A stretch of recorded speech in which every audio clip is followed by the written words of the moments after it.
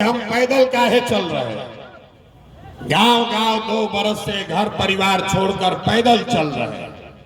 आपके यहाँ भी पैदल आएंगे। आज तो गाड़ी से आए हैं। जब पैदल आएंगे तो एक एक आदमी के गांव में जाएंगे और आपकी समस्या सुनेंगे, आपके और आपके बच्चों की बदहाली देखेंगे, उससे रास्ता भी बताएंगे कि इससे निकलिएगा कैसे।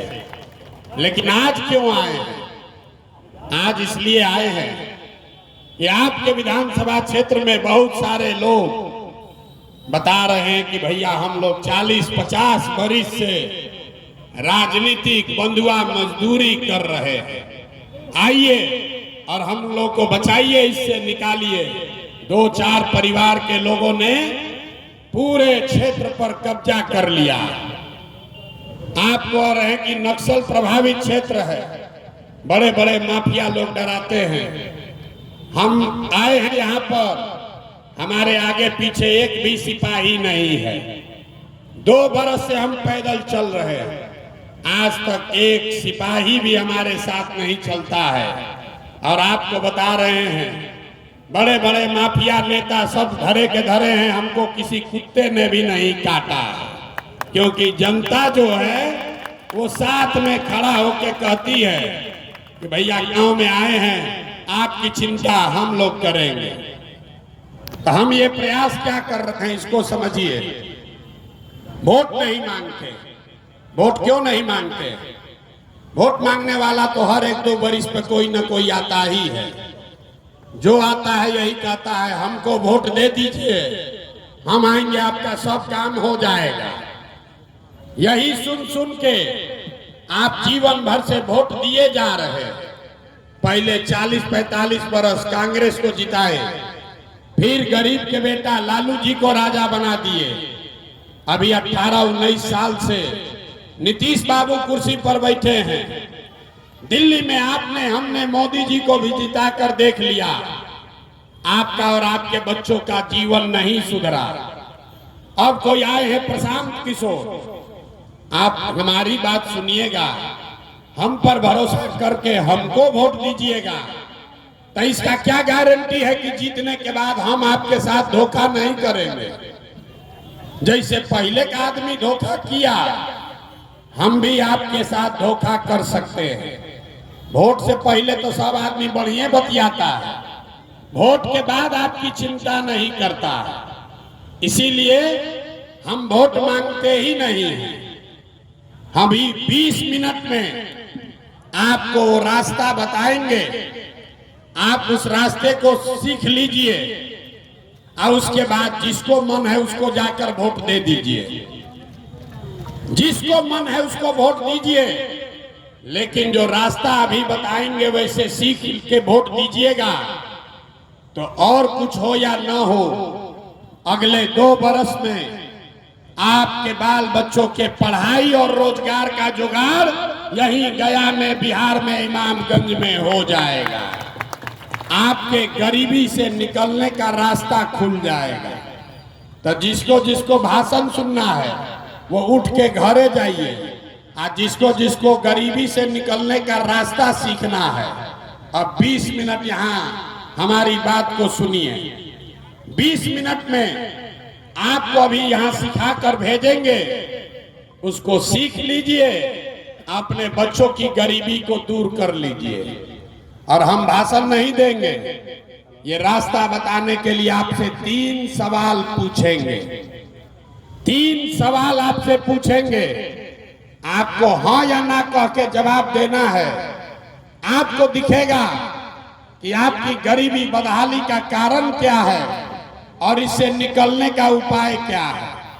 और उसके बाद एक मंत्र सिखाएंगे, आपको एक सूत्र देंगे, एक पंक्ति का एक सूत्र, उसको सीखिए और गरीबी से निकलने का रास्ता खुद बना लीजिए।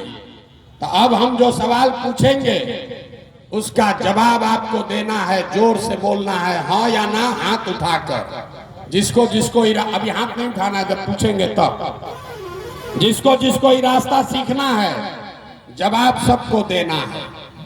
जितने लोग आप यहाँ आए हैं सब लोग जरा सोच के बताइए, आपके गांव पंचायत में, यहाँ इमामगंज में, और कुछ हो या न हो, आपके बच्चों के पढ़ाई और रोजगार की व्यवस्था होनी चाहिए कि नहीं होनी चाहिए? एक एक आदमी को हाथ उठाना है जो खड़ा है, उसको भी जोर से बोलिए, जोर से बोलिए, होना चाहिए कि नहीं होना चाहिए? जोर से बोलिए, होना चाहिए कि नहीं होना चाहिए? होना चाहिए। हम आपस में बात नहीं करना है, हम नहीं बोले, हमने सवाल पूछा कि भैया कुछ हो या ना हो, आपके बच्चों के पढ़ाई रोजगार का व्यवस्था होना चाहिए कि नहीं?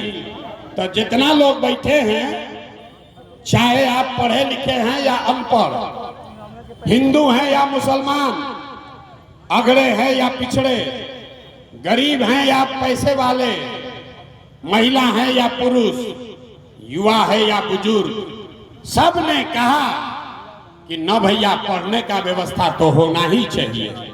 इतनी समझ आपको पहले से है, हम नहीं बताए। आपको मालूम है कि अगर आपका बाल बच्चा पढ़ लिख जाए, पढ़ लिख के नौकरी रोजगार पा जाए, तो कोई मुखिया बने, कोई विधायक बने, कोई मुख्यमंत्री बने, कोई प्रधानमंत्री बने, आपके बच्चे को रोजगार मिल जाए, आपका जीवन सुधर जाएगा। ये बात आपको पहले से पता है। तो अब आपको दिखाते हैं कि आप इतना गरीबी बदहाली में क्यों हैं। सब आदमी एक बार अपने अपने बच्चों का चेहरा याद कर लीजिए, एक बार अपने अपने बच्चों का चेहरा याद कीजिए और अपने बच्चों के नाम पर ईमानदारी से बताइए, आप में से किसने जीवन में एक बार भी अपने बच्चों के पढ़ाई और रोजगार के लिए वोट दिया है? देखिए, अपने इमामगंज के लोगों का दुर्दशा देखिए। अभी कितना जोर से बोले हैं, ए भैया पढ़ाई या रोजगार होना चाहिए। और हम पूछे कि किसने पढ़ाई रोजगार के लिए वोट दिया है? नेताजी के लिए नहीं, अपने बच्चों के पढ़ाई रोजगार के लिए किसने वोट दिया है? एक आदमी भी नहीं बोल रहा। चुप चुप चुप चुप। ये आपकी बर्बादी का, दुर्दशा का पहला कारण है। आप नेता को गाली दे रहे हैं, कोई लालू जी को दोषी कह रहा है, कोई मोदी जी को गरिया रहा है, कोई नीतीश को कह रहा है, कोई कांग्रेस को कह रहा है। अरे भाई, आपने तो अपने बच्चों की कभी चिंता नहीं की। आप कह रहे हैं कि हमको पढ़ाई रोजगार चाहिए। अब पढ़ाई रोजगार के लिए कभी वोटें नहीं दिए तो मिलेगा कैसे? अब कोई खड़ा होकर कहेगा कि ए भैया, इसका क्या गारंटी है कि पढ़ाई रोजगार के लिए वोट देंगे तो मिलेगा? किसको वोट हम लोग दें? हम लोग तो सबको वोट देकर देख लिए। तो हम अभी आपको 2 मिनट में दिखाएंगे कि वोट जिसको भी देना है दीजिए, आपके बच्चों को पढ़ाई रोजगार कैसे मिलेगा, अभी देख कर जाइए। दूसरे सवाल का जवाब दीजिए।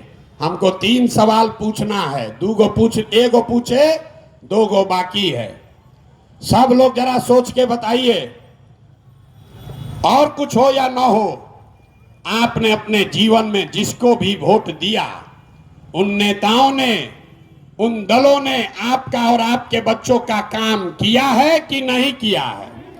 हाथ उठाकर बताइए, किया है कि नहीं किया? सबको बोलना है, हाथ उठाकर बताओ भैया, जोर से। नेता लोग आपका काम किया है कि नहीं किया है? जोर से बोलिए, किया है कि नहीं किया है? नहीं किया है। नहीं किया है? नहीं किया है ना? सब लोग बोला है। अब पीछे मत हटिएगा, सब लोग, पूरा गांव समाज देख रहा है। यहाँ बैठा हुआ एक एक आदमी कह रहा है कि जिस नेता को भी हम लोग वोट दिए, आज तक हम लोग का कोई काम नहीं हुआ। तो हम अभी आपके आंख के सामने से पर्दा हटाएंगे। 2 मिनट में आपको दिखेगा कि किस नेता को वोट देने से आपको पढ़ाई रोजगार मिलेगा।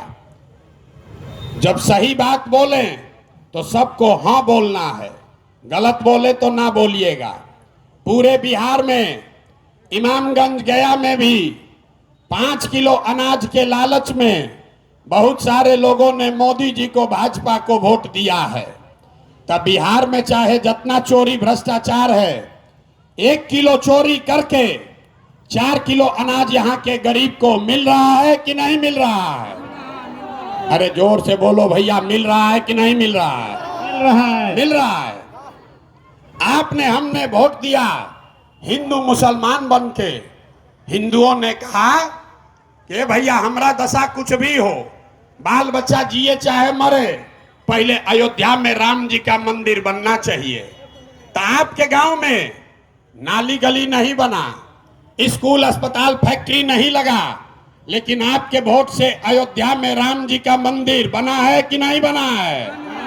अरे बोलो, बना है कि नहीं बना है? बना है। बना है। माइक से मत बोलिए। आपने, हमने, कई लोगों ने वोट दिया नीतीश कुमार को। कहता है नीतीश के राज में बिजली और सड़क आया है।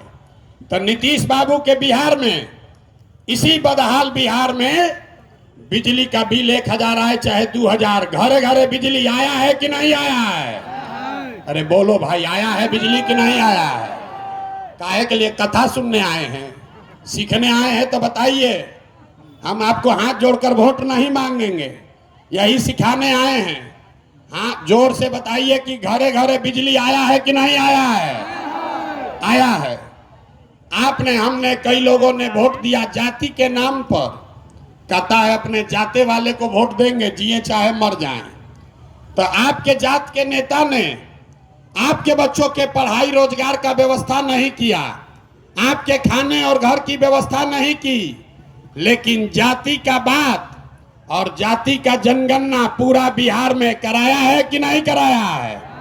अरे जाति का जनगणना हुआ है कि नहीं हुआ है? हुआ है। आपने, हमने, कई लोगों ने वोट दिया लालू जी को। लोग कहता है कि लालू जी के राज में गरीब को, पिछड़ा को आवाज मिला, सम्मान मिला। तो लालू जी के राज में सड़क, बिजली, पानी नहीं आया, पढ़ाई रोजगार नहीं हुआ, लेकिन गरीब को, पिछड़े को आवाज और सम्मान मिला कि नहीं मिला? अरे बोलिए, मिला है कि नहीं मिला है?